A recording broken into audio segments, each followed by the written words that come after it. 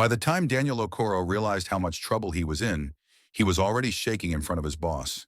He stood in the middle of her glass office, high above Lagos, staring at the woman everyone called the Iron Lady, Miss Olivia Adeyemi, billionaire, CEO, the woman who had saved his daughter's life.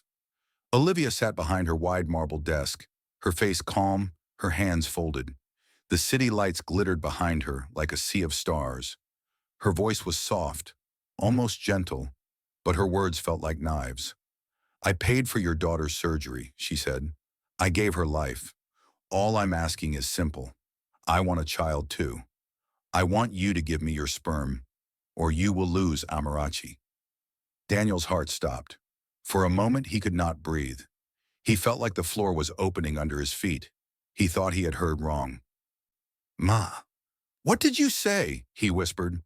Olivia did not blink. She slid a file across the table.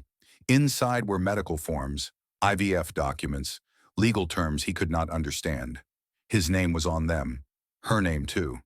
"You signed the adoption papers," she said quietly. "Legally, she is my child now. If you want to keep seeing her, if you want to stay in her life, you will do this. It is a fair exchange." A fair exchange. For her, it was like a business deal. For him, it was his soul. Daniel's hands shook so badly that the papers slipped and fell to the floor. He did not bend to pick them. His knees felt weak. His chest hurt. How did it come to this?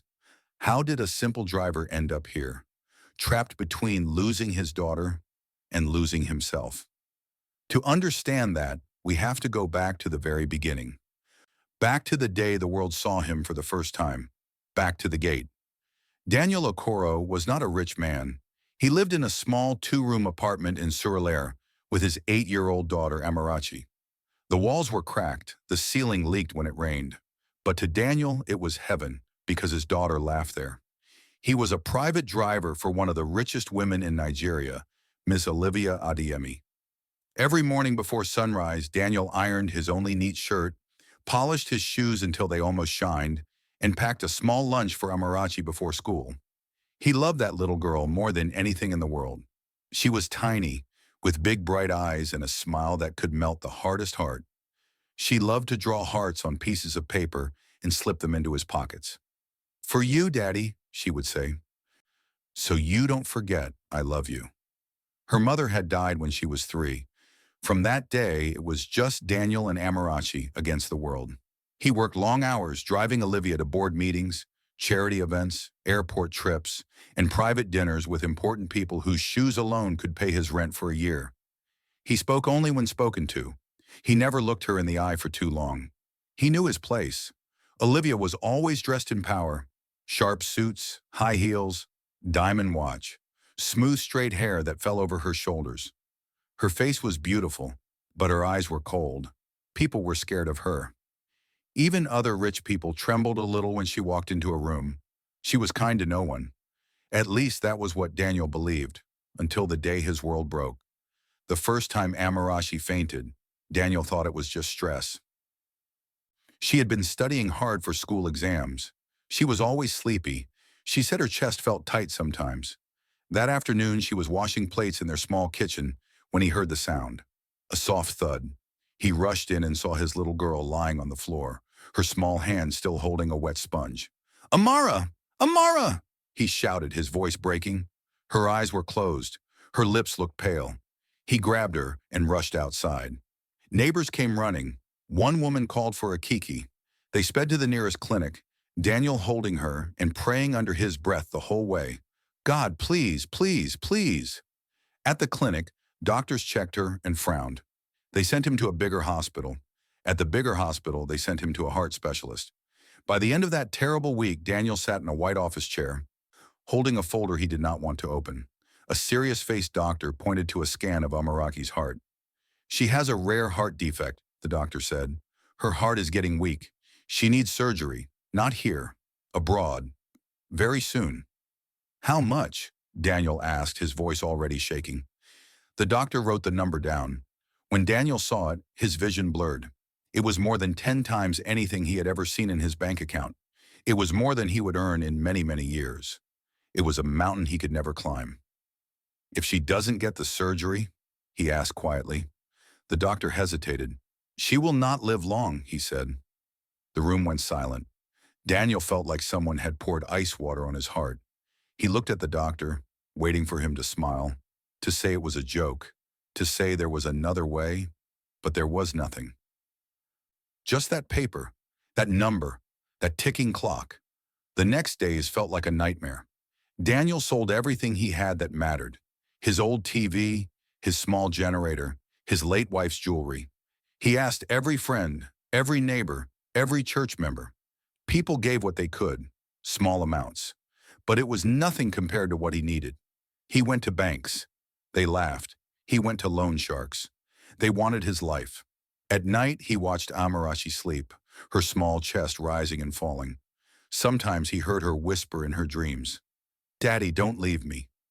Each time he had to bite his hand to stop himself from crying out loud. He knew there was only one person who could help him, the woman whose signature could move millions with a single pen stroke. Ms. Olivia Adeyemi, his boss. The thought of begging her made his stomach twist. Olivia did not like weakness. She did not like drama. She once fired a manager for crying in a meeting. Still, this was his child. So early one Friday evening, he made a choice. He put Amarachi in his old worn-out car. Her breathing was already getting worse. Her skin looked dull. Her eyes looked tired. "Daddy, where are we going?" she asked softly. "We are going to ask for a miracle," he said, forcing a smile. The Adeyemi mansion in Ikoyi looked like something from another planet. Tall black gates, high white walls, palm trees all lined up like soldiers. Security cameras watched every corner. The driveway could fit 20 cars side by side. Daniel parked outside and helped Amarachi out of the car. Her legs were weak. She held his hand tightly. "Are you okay?" he asked. "I'm tired, Daddy," she whispered. He swallowed hard. Security guards looked at him with suspicion as he walked toward the gate. "Good evening," he said. "Please, I need to speak to Madam. It is urgent. It is about my daughter's life." They laughed at first. Nobody just spoke to Olivia. You needed appointments, emails, approval from her assistant's assistant. Drivers did not walk into her home. "Go home," one guard said. "You can't see her like this." But Daniel did not go home. He dropped to his knees. The gravel bit into his skin, but he did not care. With both hands raised, he shouted, "Please, I am begging you. Please call Madam. My daughter is dying." One of the guards took out his phone and started recording. Another tried to pull Daniel up, but he refused to stand. His voice broke as he cried, "Madam Olivia, please, please save my child. I will do anything. Please." Amarachi clung to his arm, her small body shaking. People passing by slowed down. Cars stopped. Some people took out their phones and began filming. High above, on the balcony, a tall figure stepped forward. Olivia. She wore a long white robe, her hair falling over her shoulders, her face cold like marble. She looked down at the strange scene. Her driver on his knees, his sick child by his side, guards, cameras, chaos. One of the guards shouted up, "Madam, he says it is urgent, about his daughter." Olivia sighed. "Daniel, stand up," she called down, her voice firm. "This is not how to solve a problem. I am a CEO, not a charity. You cannot come to my house and create a scene." Every word cut him, but he stayed on his knees. "Please," he cried, "I have nothing left. They said she will die, Madam. I cannot lose her. I am begging you." Olivia shook her head slowly. "You know how expensive treatment abroad is," she said. "Even if I wanted to help, I am not a hospital. You should be realistic." Daniel opened his mouth to speak again. Before he could, he felt Amarachi's hand slip from his arm. He turned. Her eyes rolled back. Her legs gave way. Right there in front of the massive black gate, in front of the guards, the cameras, the billionaire watching from above. Amarachi collapsed in her father's arms and stopped moving. Daniel screamed her name. Olivia's hand flew to her mouth. For the first time, her face showed something like shock, something like fear. And somewhere in the crowd, someone's camera was still recording. For a moment, time stood still. Daniel's scream echoed through the quiet Ikoyi estate. His hands shook wildly as he tried to lift Amarachi's limp body. Her small head fell back. Her lips looked faintly blue. She wasn't responding. Amara! Amara, look at Daddy! Please, baby, wake up! He cried. The guards panicked. The crowd gasped. Someone shouted to call an ambulance. But before anyone could move, a voice cut through the chaos. Bring her inside, now! Olivia Adeyemi was already rushing down the marble stairs of her mansion, barefoot, her robe blowing behind her. The cold billionaire everyone feared suddenly looked like a terrified human being. Move! She ordered the security guards. Clear the gate! Open the driveway! She crouched beside Daniel, her hands trembling slightly. What happened? She asked, breathless. She fainted, Daniel sobbed. She hasn't been breathing well since morning. Madam, please, please save her. Olivia swallowed hard, staring at the tiny girl lying motionless in her father's arms. Something cracked inside her, a buried pain, a memory she thought she had locked away forever. She had once held a child like this, a child she never got to keep. Get the car ready, she snapped. Now! Within seconds, her security team rushed to action. A luxury SUV skidded to a halt in front of them. Olivia personally opened the back door. Daniel, get in. Hold her upright. He didn't think. He just moved. He carried Amarachi inside the car, tears dripping onto her small face. Olivia slid into the seat beside them, her hand resting gently on Amarachi's arm. She took out her phone with the other hand. This is Olivia Adeyemi, she said sharply. Activate emergency medical protocol. I want the jet ready in 40 minutes. And call the cardiology team in Dubai. Prepare the operating room. Her voice changed, from panic to complete command. The driver sped out of the mansion, escorted by 2 security vehicles. Daniel could barely speak. Madam, you're helping us. Olivia didn't look at him. Her eyes stayed on Amarachi. When a child's life is on the line, there is no time for questions, she said quietly. By the time they arrived at the private airport, Olivia's medical team was waiting. Nurses rushed toward them with a stretcher. They connected oxygen, checked her heartbeat, and lifted her into the jet. Daniel tried to climb in, but a guard stopped him gently. Sir, passengers are limited. Daniel panicked. No, she can't go without me. Olivia placed a hand on the guard's shoulder. He goes, she said firmly. He is her father. Daniel almost fell to his knees in gratitude. Inside the jet, everything was white, bright, and quiet. Machines beeped softly. A doctor placed a warm blanket over Amarachi. Daniel held her small hand, his tears falling on her fingers. Daddy is here, he whispered. Olivia sat across from them, watching silently. For the first time, her eyes looked soft, almost human. Hours later, in a top hospital in Dubai, the surgeons worked tirelessly.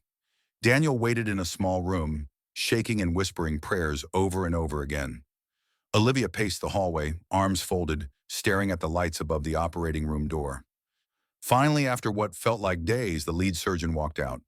The smile on his face said everything. She made it, he said. The surgery was a success. Daniel burst into tears. He dropped to the floor in pure relief. Olivia closed her eyes and exhaled deeply, her shoulders dropping for the first time. She had saved a life, and the world would soon know it. But this joy came with a secret price. For 2 days, Daniel barely slept. He sat beside Amarachi's hospital bed in Dubai, holding her tiny hand, watching the rise and fall of her chest. Machines beeped softly. Nurses checked her every hour. His little girl, his whole world was alive. Every few minutes, he would whisper, "Thank you, God. Please keep her safe." Olivia visited each morning, dressed in elegant suits even inside a hospital. She spoke quietly with doctors, reviewed medical charts, and nodded like she owned the entire building. To be honest, she almost did. Everyone bowed when she walked past. Everyone thanked her. Many posted online about her kindness.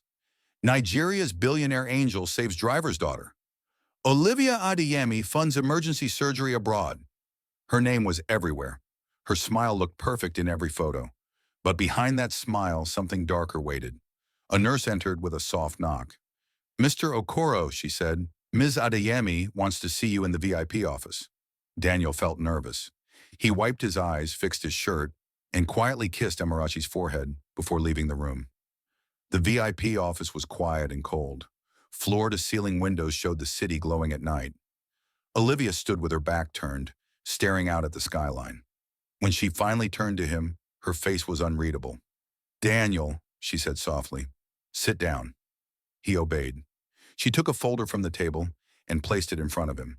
Inside were legal documents, stamped and signed. "I paid for a surgery that cost more than 80 million naira," she said calmly. "Her aftercare will cost more. Her follow-up appointments will cost even more." Daniel swallowed hard. "Ma, I know, and I'll work for you forever. I'll do anything." "I don't want your work." Her voice was cold. "I want your daughter." Daniel froze. His entire body went numb. "Ma, I don't understand." Olivia leaned forward. "I want to adopt Amarachi, fully, legally, permanently." Daniel's heart dropped like a stone. "No," he whispered, shaking his head. "No, please. She's all I have." Olivia sighed. "Daniel, you are a driver. You live in a tiny apartment. You can barely afford school fees. Amarachi deserves a better life." "She deserves her father," Daniel cried. "She deserves a future," Olivia replied sharply. "And I can give her one." Then her voice lowered, like she was letting him in on a secret. "I have tried IVF 4 times. All failed. I miscarried twice. My husband left me because I couldn't give him a child. Amarachi feels like a second chance." Daniel blinked hard, tears falling freely. "But she's my child," he whispered. Olivia tapped the folder. "You signed permission forms before the surgery. This," she said, "is the agreement we discussed." Daniel frowned. We never discussed anything." "Oh, Daniel," she said softly, "I saved your daughter. You owe me.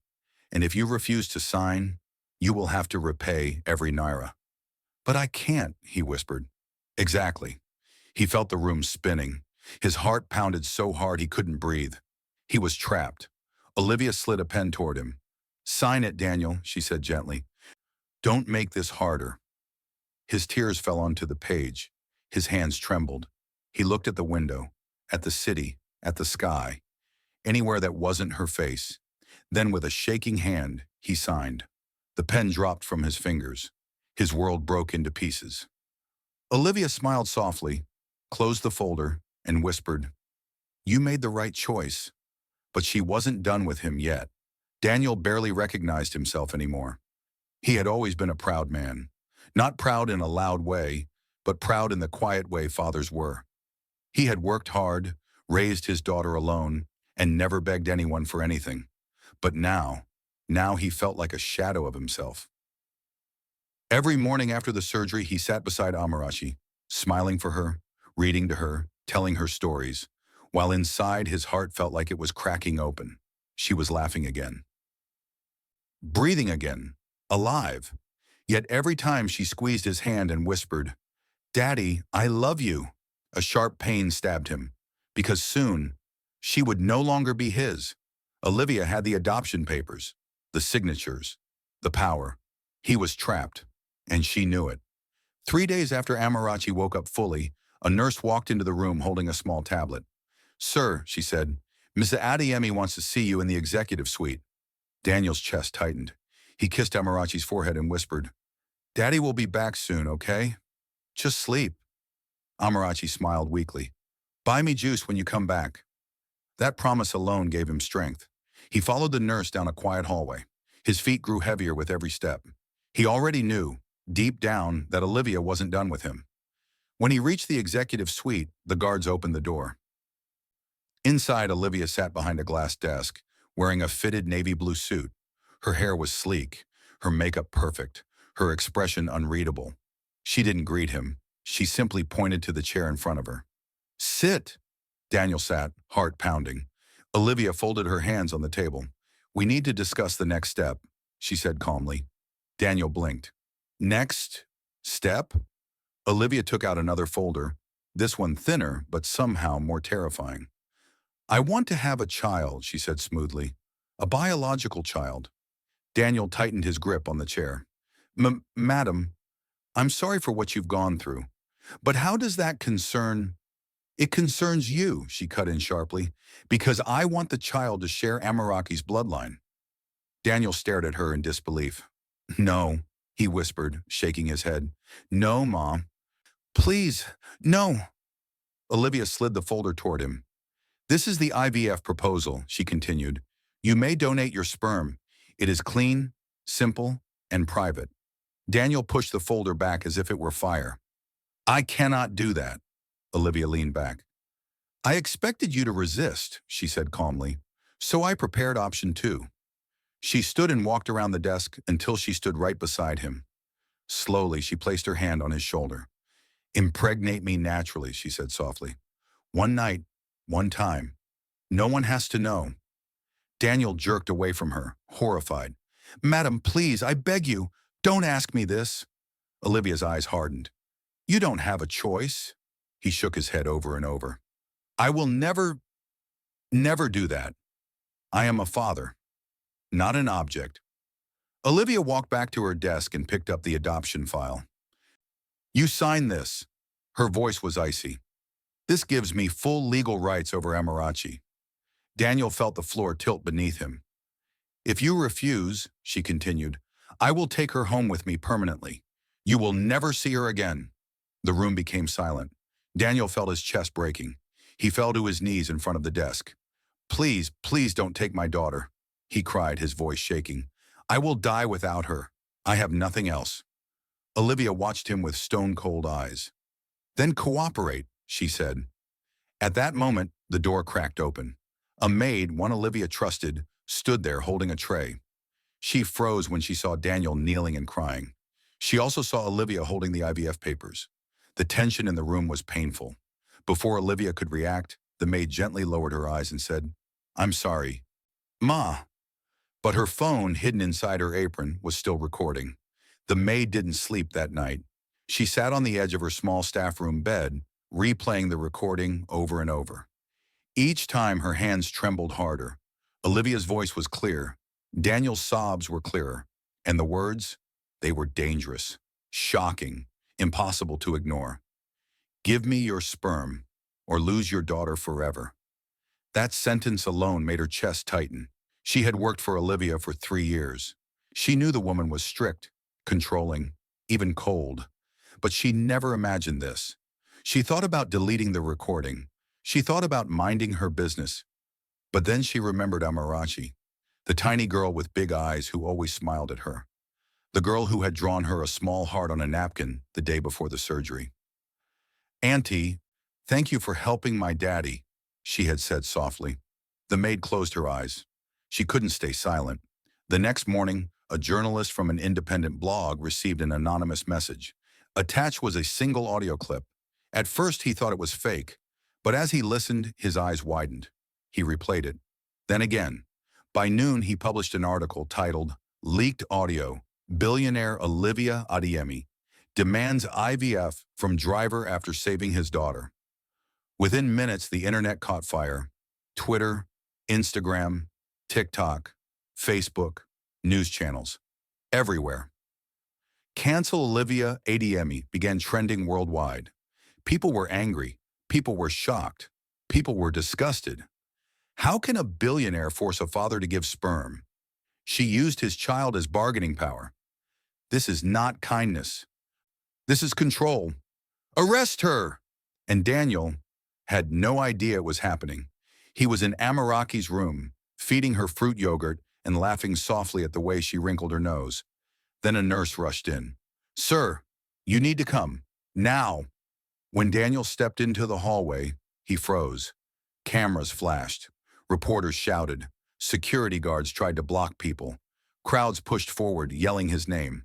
Mr. Okoro, is the audio real? Did she threaten you? Did she force you to give your sperm?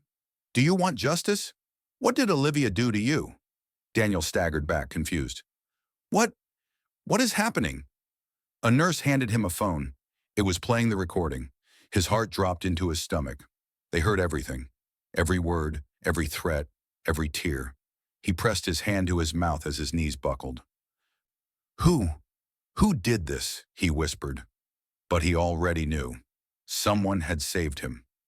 3 days later, Daniel and Olivia faced each other in a packed courtroom in Lagos. The judge sat sternly. Cameras flashed like lightning. Lawyers argued so loudly the walls shook. Olivia looked nothing like the powerful billionaire the world knew. Her hair was pulled back tightly, her face was pale, her hands trembled, but her eyes still held pride and anger. She refused to look at Daniel. Human rights lawyers stood beside him, preparing documents. Protesters gathered outside the courthouse, chanting, "Free Amarachi! Justice for Daniel! No more power abuse!" The judge listened to the audio. The courtroom fell silent. Even the air felt heavy. Olivia swallowed hard but said nothing. Then the judge looked down at one person, Amarachi. Her small legs dangled from the witness chair. Her tiny hands shook as she held the microphone. "Amarachi," the judge asked softly, "where do you want to live?" The entire room leaned forward. Daniel held his breath. Olivia's eyes widened. Then, Amarachi stood up, walked down from the chair, and ran straight into Daniel's arms.